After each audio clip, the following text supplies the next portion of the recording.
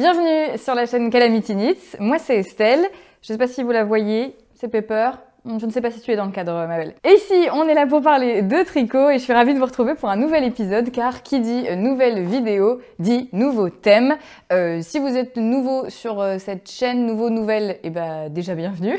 Première des choses. C'est comme ça que ça se passe ici. À chaque vidéo, on prend un thème, une thématique autour du tricot et on va essayer de la creuser un petit peu, de décortiquer le sujet en question, peut-être de balayer un petit peu les idées reçues, de trouver des patrons qui sont en lien avec ce thème.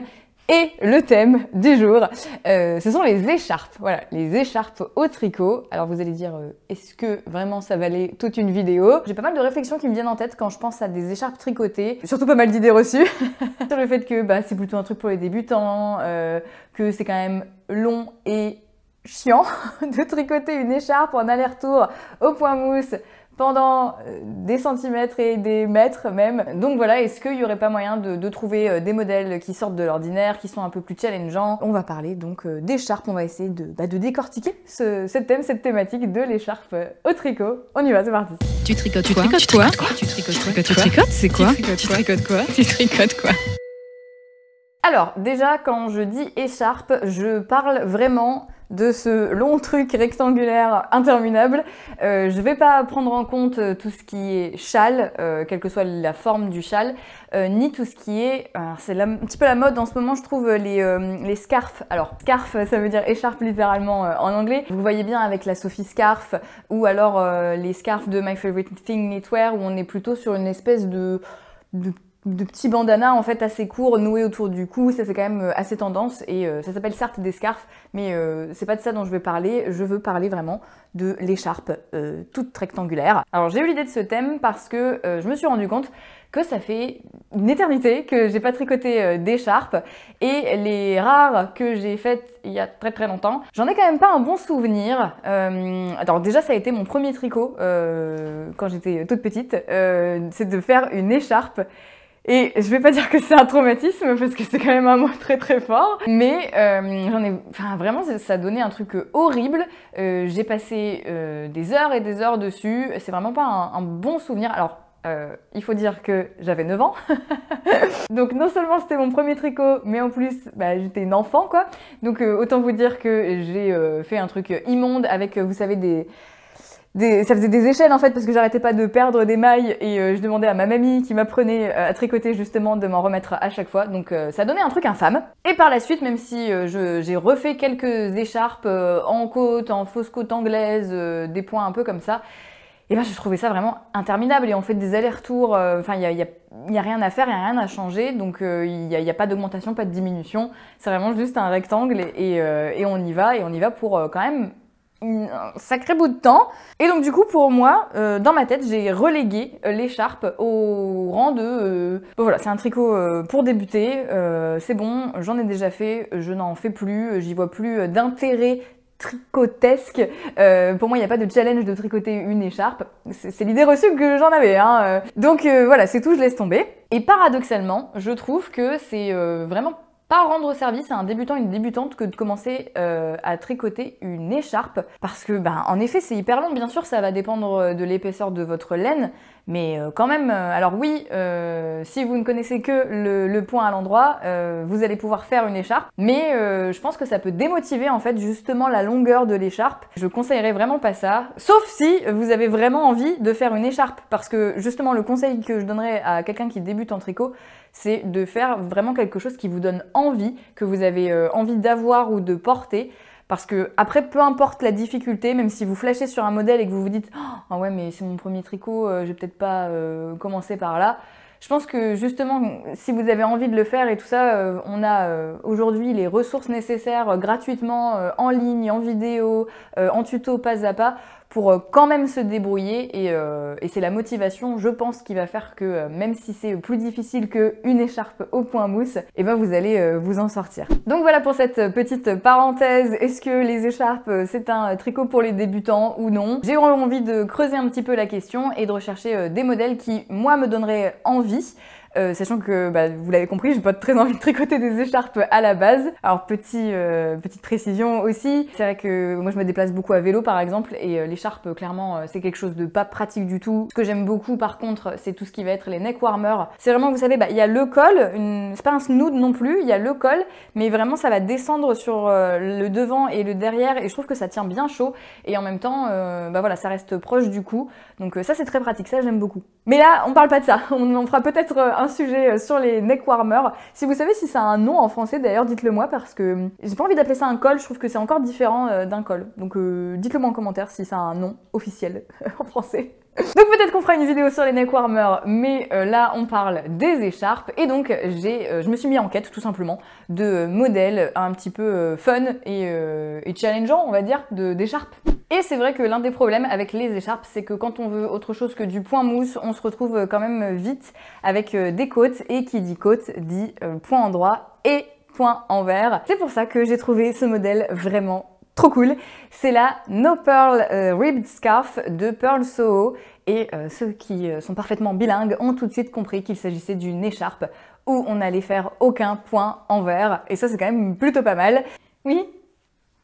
Donc la No Purl Ribbed Scarf va se tricoter en fait avec une série de mailles glissées. Voilà, c'est un petit jeu comme ça qui va faire cet effet côte qui est réversible, donc qui va très bien dans les deux sens.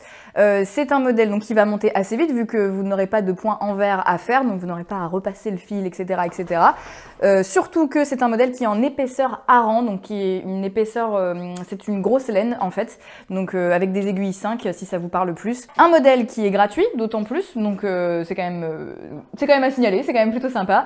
Ça va vous demander 700 mètres il me semble de fil, je vous mets toutes les infos ici. C'est un modèle par contre qui est uniquement en anglais, mais donc vous pouvez aller voir sur le site internet de Purl Soho. Je vous mets bien sûr, comme à chaque fois, tous les liens dans la description des patrons que je trouve. En fait, vous avez une petite ligne en dessous et il faut faire les 3 petits points. Voilà, si vous n'avez pas trop l'habitude ou que vous ne trouvez pas très bien. Voilà, il faut cliquer sur les 3 petits points pour développer la description. Allez voir sur le site de Purl Soho ce modèle, puisque il est disponible, vous pouvez le consulter tout à fait gratuitement. Donc il n'y a que 2 rangs à retenir, donc même si c'est en anglais, peut-être qu'avec une Google Trad ou avec l'aide de coup de fil à un ami, vous allez vous en sortir quand même si vous ne comprenez pas très bien l'anglais. En plus, pour le coup, c'est un modèle qui s'adapte très bien quand on débute, d'autant que les modèles suivants d'écharpes, ils sont pas forcément adaptés aux débutants, donc celui-là, oui.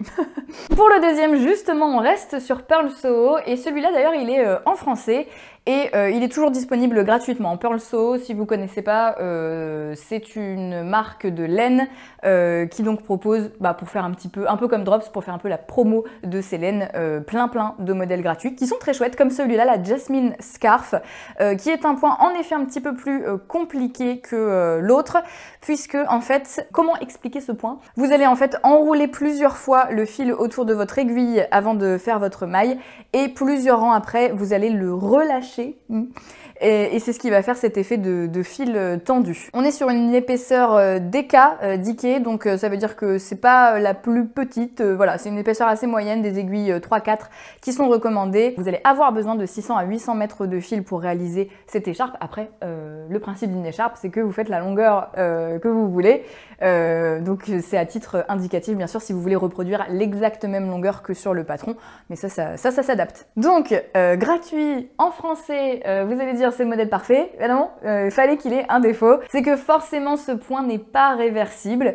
Et pour une écharpe, moi je trouve ça un peu bizarre parce que je sais que si je la mets, je vais être toujours en train de me dire est-ce que c'est bon? Est-ce que je suis pas à l'envers? Il faut bien que les 2 pans soient comme ça. Donc oui, c'est très joli, mais si vous voulez l'enfiler comme ça, à la va-vite, le derrière,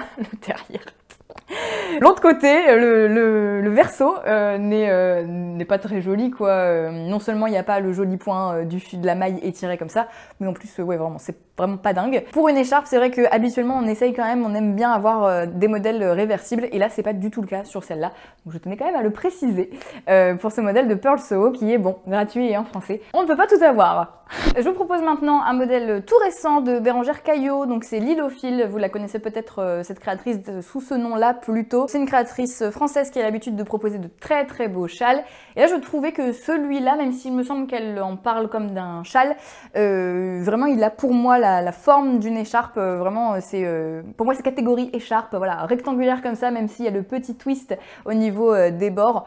Ça reste une écharpe pour moi. C'est le modèle Poula qui est donc en français, forcément créatrice française, et qui a un jeu de couleurs hyper intéressant. C'est un mélange de point mousse et point brioche, donc il faut être un petit peu plus à l'aise avec le point brioche, même si ça s'apprend, hein, c'est comme tout. Et il est avec 3 couleurs. Dans la page Ravelry, j'ai vu des modèles de personnes qui l'ont fait avec uniquement 2 couleurs. Donc voilà, si vous voulez ou vous n'avez que 2 couleurs, c'est aussi possible de le réaliser comme ça. Je ne sais pas à quel point c'est détaillé dans le modèle si vous pouvez le réaliser avec plusieurs couleurs, mais en tout cas il y a des gens qui ont réussi à l'adapter comme ça. Au niveau de l'épaisseur du fil, on est sur du fingering, donc vraiment un fil fin. Vous aurez besoin de 1000 mètres pour tricoter cette écharpe. Encore une fois, hein, ça va aussi dépendre de la longueur que vous voulez. On voit bien que de l'autre côté, c'est joli aussi, quoi. On n'est pas sur la Jasmine Scarf d'avant où on a vraiment visiblement un bon côté et un mauvais côté. Là, on peut l'enfiler comme ça sans souci. Donc c'est aussi ce qui me plaisait dans ce modèle, qui est donc en français, qui vaut 4,95 €, qui est disponible sur Ravelry, et je vous mets bien sûr le lien dans la description. On reste sur un jeu de couleurs, ce qui est toujours vraiment sympa hein, pour une écharpe. Donc ce modèle, la Selvage de Julia Wilkens, j'espère que je n'écorche pas son nom, et c'est un modèle donc qui est très sympa, un jeu de couleurs, vraiment là il y a du challenge. Je tiens à préciser que c'est un modèle qui est disponible dans un magazine, donc vous ne pouvez pas acheter ce patron uniquement, sa fiche sur Ravelry par exemple, ce n'est pas possible, il faut acheter le magazine. Donc sachant qu'il n'est plus publié, enfin il est en rupture de stock, par contre vous pouvez acheter la version numérique du magazine. Et en version digitale, il vaut 15,50 $, et donc vous avez accès à tous les modèles de toute dernière édition. Je ne sais pas si vous connaissiez le magazine Pom Pom, mais voilà, ils arrêtent. Donc si vous voulez vous procurer au moins de manière numérique la toute dernière édition, c'est celle-ci. Alors, sur cette écharpe, on est clairement sur du challenge, cet effet tartan. Il est certes magnifique, mais alors va y avoir du boulot. Donc ils expliquent que cet effet, il est réalisé à partir d'une combinaison de poinderie, d'intarsia, et en fait vous allez tricoter chaque rang 2 fois en faisant glisser en fait vos mailles d'un côté de l'aiguille à l'autre. Donc même si c'est à plat, il vous faudra obligatoirement des aiguilles circulaires. Si vous n'avez rien compris de ce que je viens de dire, je ne suis même pas sûre d'avoir compris moi-même. Je pense que ce sera beaucoup plus simple, évidemment, en lisant le patron. Mais voilà, autant vous dire que là, il va falloir rester concentré. On n'est pas du tout sur un tricot Netflix où ça monte tout seul. On n'est pas du tout en effet sur une écharpe point mousse où on fait des allers-retours sans réfléchir. Donc c'est aussi ça qui est sympa dans ce modèle, c'est que en effet il y a du challenge, il y a plein de couleurs utilisées, il y en a 6 il me semble. Tout est bien sûr bien précisé hein, dans la fiche Ravelry, vous n'avez pas à acheter tout le magazine pour savoir ce qu'il vous faut en termes de laine, en termes de quantité. En tout cas en termes d'épaisseur ce sera du fingering, donc une épaisseur fine. Il vous faut 1780 mètres de fil, donc avec ces 6 couleurs en effet. Donc voilà, un bon gros challenge si ça vous tente, mais en tout cas au moins le résultat est vraiment original et très sympa. Je le reprécise, hein, mais donc vous devrez acheter tout le magazine édition printemps 2024, toute dernière édition de ce magazine, et peut-être il y en aura d'autres qui vous intéressent dans cette édition, et surtout que j'ai sélectionné une deuxième écharpe de ce magazine, parce que vraiment quand je l'ai vue, c'était un effet waouh. C'est la Middlebrooks de Marie Régnier, donc Marie R Tricote. Et que je vous explique, alors encore une fois je ne dévoile rien, hein, c'est tout expliqué dans la fiche Ravelry, mais voilà, c'est histoire d'en parler ensemble. Alors vous allez tricoter le bord en double et séparer 8 bandes verticales, il y en aura 4 de chaque côté en fait. Vous voyez un petit peu, ça va se dédoubler comme ça. Donc ça c'est la couleur verte, et une fois que vous aurez tricoté ces 8 bandes, vous allez relever des mailles dans l'autre sens, donc la couleur blanche, et finir par un grafting pour la raccrocher de l'autre côté.